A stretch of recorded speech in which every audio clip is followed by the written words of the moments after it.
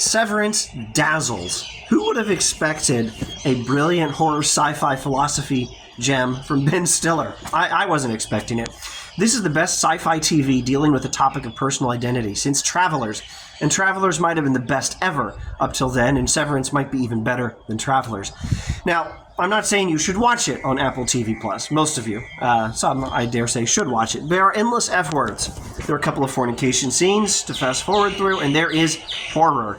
This show is pretty dark, not least because of the awful, super bright dystopian fluorescent lighting on the severed floor of the Lumen building.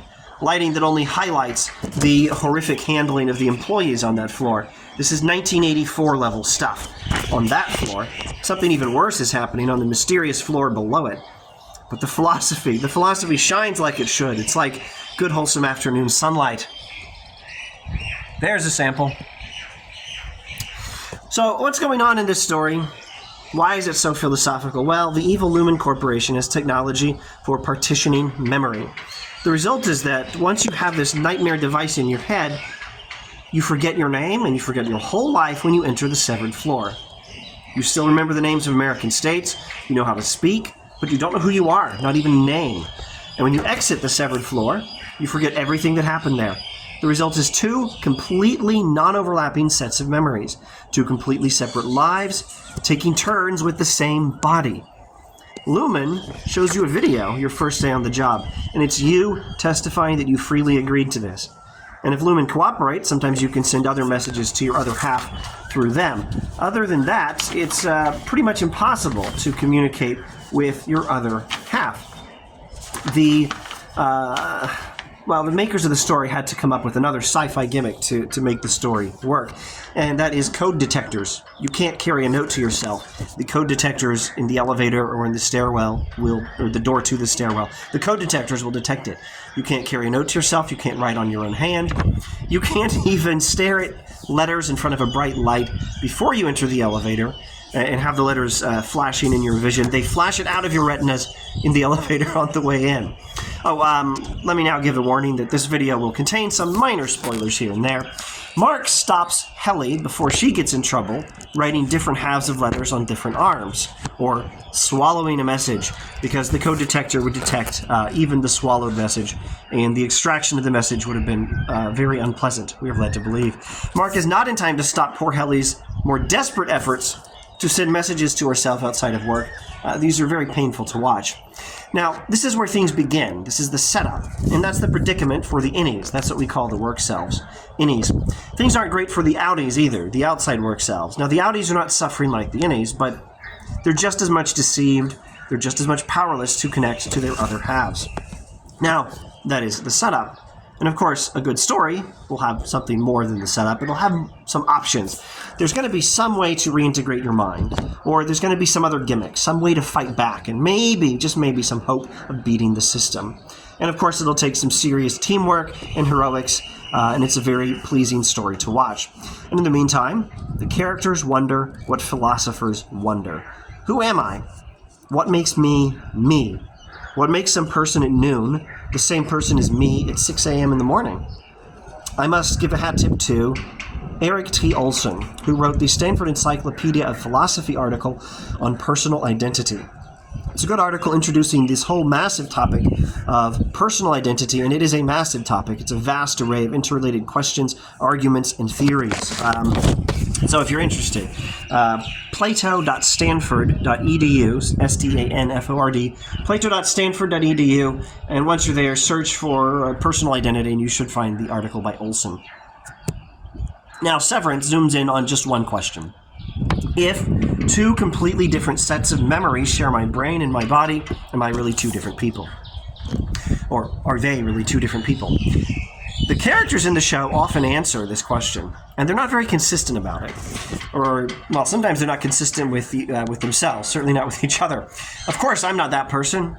She's a totally different person. She's a total jerk. I'm not. Of course, you two are the same. When I met both of you, I couldn't even tell you apart. Now, John Locke, the great early modern English philosopher John Locke, says, yes, there are two people there.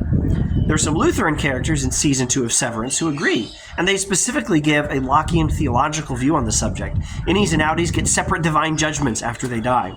Here, another hat tip to something on Stanford encyclopedia of philosophy. In this case, William Usgalis, who wrote the article on John Locke. And if you go to the article on John Locke by Usgalis on plato.stanford.edu, you should be able to do a Control F for the word supplementary or supplemental, and you can find a supplementary document where he introduces these aspects of Locke's thought, and it's really quite interesting how closely this particular Lutheran view, or view of some Lutheran characters in the show, corresponds to what the philosopher John Locke thought. The correspondence to John Locke in this show, or at least to the same kind of questions, not necessarily the same answers, is really quite striking. Severance is actually dramatizing an idea Locke came up with first. If you go to the Gutenberg.org edition of the Essay Concerning Human Understanding by John Locke, you should be able to do a Control F for these words and read where Locke introduces essentially the same thought experiment as Severance. Locke says, "Nothing but consciousness can unite remote existences into the same person. The identity of substance will not do it. For whatever substance there is, however framed, without consciousness there is no person. Should we suppose two distinct and communicable consciousnesses acting the same body, the one constantly by day, the other by night? I ask whether the day and the night man would not be two as distinct persons as Socrates and Plato." In other words, suppose one set of one continuity of consciousness, one set of memories and experiences at night, and a completely different set, no overlapping at all by day. This is two people, isn't it, says John Locke, even if they're sharing the same body. No substance shared by the two makes them the same, not body, not even soul, says John Locke. If they have the same body and the same soul, but the consciousnesses never overlap, these are two different people. That's what John Locke says. Now, Severance, giving the same thought experiment, I think is not trying to give quite the same answer. I don't think it's trying to even give an answer. Locke's view is one that many characters accept, or at least sometimes they seem to accept it, including those Lutherans, but there's always some pushback against it, or there's some other reason to reconsider. If the innie and the outie are different people, why doesn't outie's wife matter to his innie? Doesn't it matter that an innie feels the same sadness of his outie's grieving over something he lost, even if he doesn't remember why? If they comb their hair the same way and laugh at the same kind of jokes, is that a clue that they're the same person? Or, here's a great philosophy thought experiment to add. Actually, this is already in the TV show, this concept. If they can be reintegrated and be one person next week, someone who's the same person as the innie this week and the same person as the outie this week, doesn't that mean the innie and the outie are the same person this week before the reintegration? Severance gives us questions like this and room to debate and try to explain our theories on whether they're the same people or not. And I think that the TV show is giving us room to make our own judgments on that question. Its goal is to ask that question so marvelously well and dramatize it beautifully. Now, Severance does give an answer to another question. Are innies people? The answer is heck yeah, they are. And that's why the Severance procedure is evil. It's not just that Lumen is creepy and weird. And oh my gosh, is it ever weird. Why is there a goat farm on the severed floor? Why are some of the numbers on the computer screens scary? What do the numbers mean? I don't know if they'll even tell us by the end of Season 2. And, oh my gosh. What was up with that thing after the waffle dinner? That was crazy. That was weird. That was a fast-forward bit, if you take my advice. Now, the thing is, it's not just that Lumen is creepy and weird. The thing is, people shouldn't live like this. Innies never see the outside world. Their life experience is getting into the elevator to leave work and then getting off again the next morning, but also immediately. It's an endless repetition with no break, no transition. If they're different people from the outies, this is a cruel way to treat a person. If they're the same people, it's still wrong to live half your life not being able to remember things from the other half. Sunsets, wind, trees, a good book, your spouse, your kids. People should have integrated lives. Don't live like you're one person at work and another at home, or one person on Sunday and another on weekdays. Mark should have grieved his wife full time and not cut himself in two so that part of him wouldn't be able to remember her. Now, if the innies are the same people as the outies, well, that's an annoying interruption. If the innies are the same people, if If the innies are the same people as the outies, Severance is evil. It's self-abuse. If they're different people, it's still evil. Innies are slaves. Helly's outie is the worst. She sends her innie a message informing her that she's not a person. There are a few kindness reforms in Season 2 that do not amount to giving the innies full human lives.